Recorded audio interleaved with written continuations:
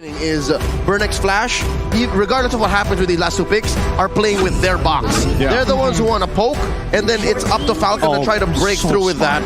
And they're going with a, correct me if I'm wrong, this is a Rome Matilda XP lane Fredrin. Yeah. So eventually ended up with the Fredrin the new Eternal Battle. Yeah. New Eternal. I mean, it's Eternal more like Battle a flashy battle. Like, it looks like an action movie. Like, Eternal Battle to Electric Boogaloo. Yes, we'll take it. I'm with it. In theaters near you. I hate the fact that I know the reference and it tickles me every time. But I gotta keep my composure here. I gotta be one of the big boys at the table. But with the final pick coming in for the side of Falcon, is there anything that could really save them here? They lock it. The Harith! Gold Lane Harith! Gold Lane Harith! This is going to be very interesting here, and it's going to be a little tough for at least Hessa to farm comfortably. I was just saying, like, when we had the discussions about the meta and everything, like, gold lane, yes, you still have your marksmen, they're great options, but I feel like now more than ever, maybe more than ever, you can actually flex a lot of those picks, even the mage picks, in that gold lane. And we've even seen in previous tournaments, even like a Ruby gold lane, Hellkurt gold lane pop up. Not sure if that's going to happen, but even you mentioned a possibility of, hey, what if Hayabusa gold lane, right? There's I feel like room for flexibility just in that lane alone. Yeah. So thinking about how Falcon might approach this matchup is the Harith is one of the heroes that aren't built to break through that zone, that box that Burnix Flash is putting up, because they need that. They need at least one failsafe, one emergency button for them to eventually rely on if the Ling plan to work out. Well, at the very least, they have ways to stop the box. But let's jump right into it. Welcome to the Land of Dawn once again for match number 5. It is going to be Burnix Flash on the blue side up against Falcon Esports on the red. Something to note. Falcon already applying here one of the few things that a Grok only can do, made popular by M2 World Champion Lusty with the minion block. Yep, right? Delaying that wave. Yeah, right there. See, and already Justin is getting a lot of waves. Yeah, no, it's great because now Justin can sit under his turret. Wait, this is about to escalate. Hold up. They're going to cut him off here. D7 has to flicker out. Going to be fine right now, but a lot of tension here between the two teams already early on. Yeah, thank goodness Chima was ready to go for it. And I mean, if this was a pub game, Chima would have just left me to die. Yeah, it is what it is. It is what it is. Sorry, buddy. But yes, more importantly, the mid lane is going to be highly contested here, just so that the side lanes could have a good time. A lot of the pressure is going to be topsy-turvy here. We're on a seesaw. Let's see where the weight is going to be put on. Wait, did Ken not get the purple? Yeah, he did. Oh, he didn't go for the purple yet. You're right. You are right. That's kind of brutal here. Ken doesn't have his purple just yet. He's making his way back to go pick it up here. So okay, he remembered. He still got. I left it in the jungle. Yeah, I left it in the jungle. I'll be back for it later. Did I? I did. Yeah. Oh, yeah. Well placed wall there. Naomi gonna allow Ken to go ahead and get the purple buff, but Chima gonna try to cause a little havoc here. Looks like it was secured though by Ken. So yeah, interesting, right? Interesting decision to just leave that towards the end. I think it's smart because Falcon was expecting potential invades, especially when you have D7. He took the Avarice, and that's when you know, oh, hey, Matilda wants to harass me, wants to get some early gold. Yeah, no, and the way that Matilda was adjusted in the last patch, she's more of a killer now. Like, if you hit somebody with the Circling Eagle, they are more likely prioritized to hit with the Wisps. Wait, I see. He waited for that purple buff so he could time it with this first turtle. Correct. Right? The whole rotation there. So this should just be, yeah, turtle go in the hands of Ken. So that was a good call in the long-term of things with that first turtle. Yep, yeah. This is a variety of the rotation that was made popular by MSC 2022 champions, RSGPH. Yep, really smart plays coming out from Falcon, really understanding and taking it a step further here, because you can see that even with Chima down by his purple buff, he knows he can't really contest it, not expecting this timing to go through. And what this is doing for Burn is it's throwing them off. Do you see how Chima could not even think of even going to the turtle anymore, and they can't even, it's not like they even made much of it in the top lane. So this is also, again, in turn, giving Zipek some space. Yeah, super balanced right now. Naomi he's pretty far out, and I like what he's doing. He is just matching and mirroring what D7 is doing right now, making sure that they know where Burn is going to try and invest some time and effort to maybe get an advantage, maybe get a little bit of a lead. But Falcon understands the longer this game goes, there is a very high chance for them to actually go for a full-on fight. Yeah, I think they have, I mean, especially when you have a Faramis on your side, you're in the hands of Justin. Also running that last worship, the poke there is great, but also the ultimate, right? I mean, that's why you usually pick them. You have that Cult Altar available to you. So team fight-wise, they do have that possible advantage, but still, with no one going down just yet, this is, again, we're not familiar, right, with this. Almost 4 minutes in, there's been no first blood just yet. It's very interesting with the compositions they both drafted as well. Oh, wait. Naomi, though, going to take the shots here. He's going to flicker in. He's going to wild charge in the wrong direction, though. Ken, though, able to grab D7, and they find another one as well as Hessa falls here. Whoa, okay, that was about to be bad. Naomi whiffing the ultimate there, but at least they find a trade back. Not worth it. They lost Hessa in the process. And that was one of the most ideal ways that Falcon can actually initiate. Yes, it was tricky for Naomi, but he knew what he was doing. I'm pretty sure comms would show that he was getting in there in the right time, and it allowed Ken to make a beeline for the backline. And he didn't, I don't even think it was Ken who finished off Hessa. He finished off D7, and this allows another free turtle. So now they're going for it. Certainly going to be popped here. Ken able to secure the turtle, but Zip goes down as Chima able to find the kill. Another wild charge comes forth as D7 falls. Tempest Blade's going to be popped here. Ken looking for Hessa. Can't get the last hit, though, as he falls into the river. And it's I'm your ATM to secure another one. Beautifully played by Burn. Beautifully played. They all had their battle spells ready to go. Those flickers making all the difference here in these small moments, moment to moments against Falcon. And here's how that Matilda pick alongside the Eve on CCAT makes a difference. With this kind of lineup, yes, you're playing with the box. But since it is a Matilda with the guiding wheel, you're able to relocate. And that's what allowed Burn to win that exchange. Yeah, and now the item power spikes are starting to roll in here, right? CCAT getting the Ice Queen's wand. He's got a little bit more utility. Even Hessa, he's getting close to that second item. I know for a fact that he already has the Corrosive Scythe. And yes, he's already starting to build up into that Golden Staff, I would assume. Oh, I love it. The Ice Queen wand on the Eve is going to make finding him all the more difficult. First, pick up on the Enchantress Talisman on Justin. Yeah, he's going to be able to use Cult Altar even more. Bloodlust Axe first build up on the Yellow Flash. What's going to happen to Naomi? Oh, Naomi's going to be in trouble here. That's what's going to happen as he falls to Chima. Can the team of Falcon back him up? Hessa going to be the focus. Tempest Blade's going to come down. It's Yellow Flash to grab the kill. Can they grab another one? They're slowed in the real world manipulation. They get the flicker out from D7, but I'm your ATM here to zone them out. But Chima's still going to go into the backside, focusing on Zip. Can't get him, though, and they disengage for now.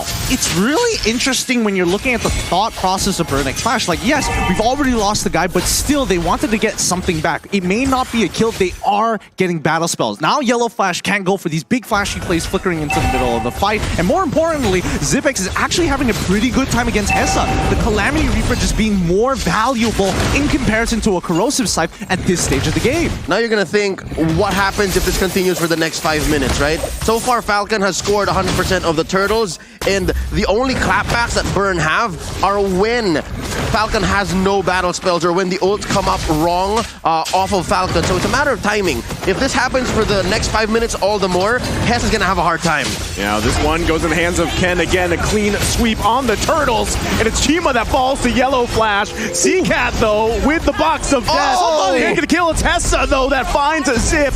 Can they turn it around? They're going to focus on Justin as he has to flicker out, but he's not going to be able to get away as Hessa grabs another one. And D7 and CCAT are on the hunt for Yellow Flash, going to the hands of CCAT. Oh boy, that's unfortunate there. But again, we are now starting to see why people are like, hey, Hessa, he's just going to carry. Don't worry, he's got it. Because Falcon had a really good opportunity to turn, but Matilda ready to pull him out just in case. So here's one of those moments wherein, yes, Falcon got the turtle, but as long as you can protect Hessa, as long as Burn gets a winning trade, the next 5 minutes are going to look better for the Khmer. Yo, I thought Castle Crest was about to click right now. It was about to look bad, but I could see the confidence in Leo's eyes. His team has got him covered. The question is, when do we expect Zipex to actually come online? Well, looking at Zipex, 1, 2, and 4, Mystery Shop obviously is going to help him, but Chima forcing out the Colt Altar. Oh, wow. Well, Zipex, again, back to the story, he hasn't really left the gold lane. He's been here for the better part of the last, what, 6-7 minutes? He rotated in mid, and another look at that team fight, right? CCAT just swiping away, clicking away. You can adjust real-world manipulation as much as possible, but that's not really it. It's all about Hessa, all about D7, allowing again to relocate and reposition to give Falcon hell. And yes, Falcon is ahead, maybe a small amount, 200, but look, down bottom, Ken's gonna go in with the Tempest of Blaze. Naomi able to find the connection on D7, but look at the backside. Justin falls to Chima. They didn't have their eyes on the back, and they get unleashed on, and now Zip there to try to help him out. But I think this is going to disengage for now. Hessa apparently died earlier in the fight, so it's still a 1-for-2 trade, and in the end of the day, Burn is still going to have a slight, very slight net profit here. However, mid-turret under fire. Oh, Naomi's going to be in trouble here. Chima on the hunt with the high-end dry. Can't get the kill, though. Ooh. So it's Falcon that's still able to hold on to that tier 1 in the mid lane. Oh, thank goodness. That mid-tier 1 is so very important here, because Ken, once that mid-tier 1 is gone, purple buff might be up for contention for Burn. Fighting for this Lord here. Yellow Flash going to be a little bit too late to the party. Chima able to secure it. Ken from the back looking for CCAT. That's going to be the focus there, but it's Yellow Flash that falls here. Ken able to grab a kill. Zipex with the flicker out. Hessa guiding wins out. I'm your ATM falls though, and Ken with the double kill. Tempest of Blade's going to be popped here. D7 though. They're bouncing between the tier 1. Purple buff going to be up here. Ken's got to be careful. Naomi, the battle for the purple buff. Chima able to escape. No, sir. He can't as he falls there into the tier 2. You can see the Falcon fans just jump for a moment thinking that, yes, they stole it. Wait, they did it, but they got the kill, and that's when you expect the jump. So once again, Falcon now actually having a very clear advantage against Burn. It may be very small for now, but this could really start the snowball for Falcon, which we've been waiting for 10 minutes into the game. No Lord, whatever. You don't have a team to protect it. We'll cut down these Lord-empowered minions and continue on chugging forward. Burn's not going to make the most of this Lord. Again, it's a free defense, 2K ahead. I would expect that in a fight that happens much like the last one that transpired, right? If it's scrappy, a lineup like Burn is actually more favored. But given how Falcon is so good at positioning and finding angles, Ken coming in just the last minute, Zipex as well holding down that ult before he unleashes it. It's so perfect, and that's what's leading Falcon here so far to get this small lead. Again, 13-11. Lord went over to Burn, but it's Falcon who's winning more fights. I'm very curious about the item build so far. I just saw Hessa purchase the Winds of Nature. I'm not entirely sure whether he has the Golden Staff already or whether he's delaying it. We'll find out in a little bit as this fight might just break out. No, they're going to just back off. Regardless, it's more important that he picks up the Wind of Nature before anything else at this point, because Ken is so good at finding him. It's mostly for Ken, almost just for Ken. Yeah, there's still, I mean, a lot of back and forth here. I'm your ATM going to get the taunt off. Has to be careful how they go about this. Zip, though, with the Zaman Force right into the Wind of... Okay, they're going to be fine, actually, as they back off from that real-world manipulation. The Tempest of Blades popped as well. That's so many ultimates expended here by both teams. That can't be right. Yeah. That cannot be right. I think Falcon had a really big miscommunication there. There is a moment of hesitation. You can see that Ken is in really good position to actually use the Tempest of Blades early enough to actually cancel out CCAT's ultimate, but then at the expense of Falcon's team getting cut down, and even with the Cult Altar being expanded early, just cut through. Tells me it's analysis paralysis. He had to make a decision. Do I find the CCAT, try to cancel that ult and kill him, or give Hessa what he's looking for? And they repositioned Hessa. I think Burn knows that that's what Falcon wants. They can keep doing that. I love the term analysis paralysis. That is a good term. And on a Ling, you can't have that. You have to have fast fingers and fast decisions, and that's what happened. Yeah, that would be ideal, but without the purple buff, it can be a bit tough here. Now, the Lord is spawned, it's already empowered at the same time. Yellow Flash actually picking up an Oracle for himself to try to protect it, but look at the side lanes. It's really starting to even up. And you got to say, too, I mean, Ken has done a much better job this game than the previous one, and I feel like, you know, even on the same hero, and they're both junglers just hanging down on the bottom side, trying to handle those waves while they can. The rest of the team, though, pretty much working around this Lord. Again, they have the tools they need for it. do they have eyes on Naomi? Because look, Naomi can just ruin Burn here. He's going to the backside, goes in with the conceal, looking for that wild charge, goes in with the flicker. They find Hessa. The Tempest Blade is going to be popped. That's the Wind of Nature popped. It's C-Cat that falls under the tier 2. Another flicker going to come out here. The guiding wind, Chima from the backside decides not to go in. It's only C-Cat that falls, but it's going to be a purple buff as well, taken from Falcon. Really beautifully done coming in from Falcon to get the cancel, but now Burn looking for trades. Oh, Chima went in, but not able to grab it. Quite low here for Falcon, but they might give it a go as Ken's working on the Lord. Circling Eagle to come out, but that is Zip. Able to punish D7. Lord secured as well. Naomi still standing for a little bit longer. Finally gonna fall here, but it's a 3-for-1 trade for now. Lord secured by Falcon. They had to cut their losses there. They had to. I mean, even Chima, he goes and tries to steal his own purple buff away, doesn't get it. That's where you call it quits. The Lord is coming, and you cannot afford to have members down while this push is happening. It just means that Falcon are pretty much going to get all the outer tier turrets. It's a miserable spot to be here where it's your own purple and you have to steal it. So that was a clear win for Falcon. And right now, the best that Burn can do is hope and pray. Defend within your own base. Oh, they get the real world manipulation down here. They're just going to disengage for now. So far, I mean, Falcon just happy with a couple objectives that they grabbed for themselves with that Lord. I feel like they could get a little bit more here, but I think it's safer for Falcon not to press the advantage here for now. They're still poking away here.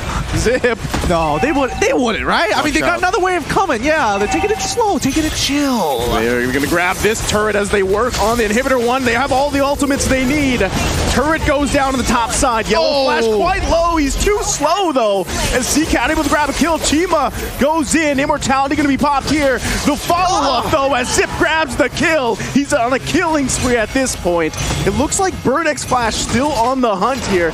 They know they want to protect this purple buff, but without Chima, what's the point? No. C-Cat, no. Naomi getting poked down, still has immortality. D7 to back off for now. It's Ken that grabbed it. And another buff stolen away from Chima. I get it. The decision for Burn to overextend was just a response to Falcon saying there's no more real world manipulation. There's very little here to punish us. Yes, they got the kill on Yellow Flash, but Chima went down. Again, very clearly, Naomi helped there. Great use of the Guardian's Barrier.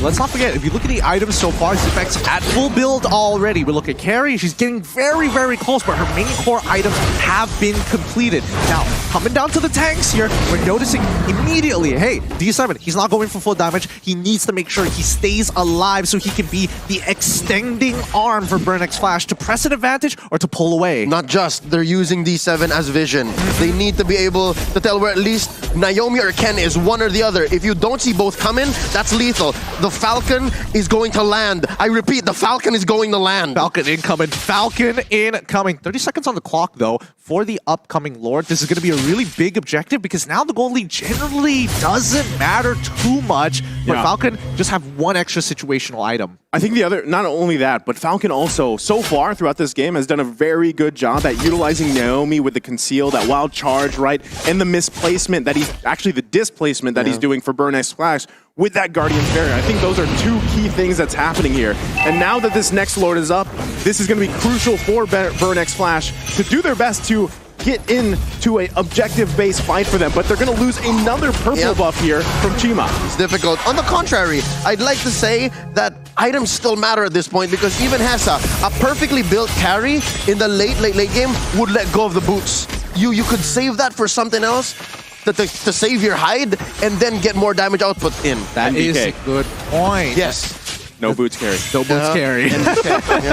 Now with the upcoming Lord here, this is going to be a really big objective. But with no purple buff on Chima, are they even going to try? Well, I mean, it's the 4-on-4 right now, right? Both junglers kind of just hanging out. Do they see Naomi? Yeah, Ken's gonna be fine though. They're still working on it. I'm your ATM, gonna have to be careful. Real world manipulation gonna come down. Colt Alter there too. D7, immortality gonna be popped. Naomi though, Hessa was trying to do his best to zone him out. They gotta deal with Hessa as well. They're still bobbing and weaving. Ken though, he's gonna fall from C-Cat. Huge mistake here. Now Falcon on the retreat, as the Lord might just go in the hands of Burn X Flash. Zip X though, no one there to contest this one. It's looking rough for Falcon. as this Lord continues to be whittled down here by Burnex Flash. Another flicker going to go out. Yellow Flash falls, though. I'm your ATM with another pickup. And just like that, Burnex Flash back in this game. Highway robbery. I'm calling highway robbery. That was clearly Falcon's Lord. But the way that Burn responded, they're not done. Oh, they're still going back and forth here, but this looks like the disengage call from Burnex Flash. They're going to go ahead and reset and march down with the Lord.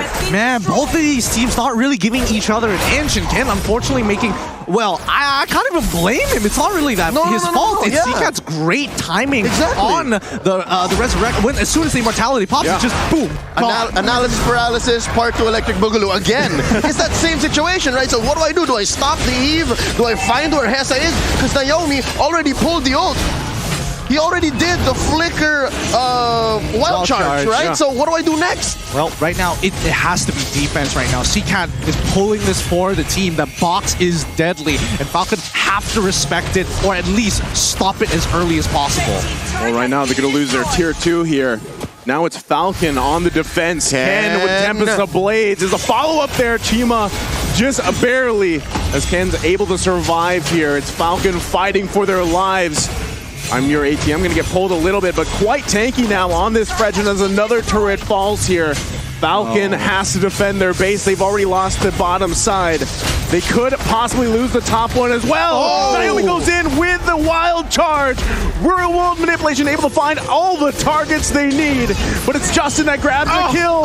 He's still going to be alive. 3 fall for Burnex Flash. Justin has to be careful here, but it's Chima and D7 on the run. Oh, that was such a that all coming in from Ziphex. He got so much value out of it. Even actually seeing when you see Ken jumping into the backlines, less hesitation this time, forcing CCAT to actually get out of there and using the Winter Truncheon super early on into the fight. It's come to the point where Falcon's box is so much bigger than Burn, and it's so much easier to activate. Chima goes down. Payback. That's about it. That's going to be it right here as they focus on this mid lane turret. Falcon looking to end the game. It's only D7 for now. Falcon Esports looking to take the first game for themselves in day 1 as they work on the base and take the game. Oh my goodness, and just like that, it's Falcon Esports putting themselves on the board. Congratulations. The Falcon has landed, folks. The Falcon has landed. This is what we were waiting to see. Yeah.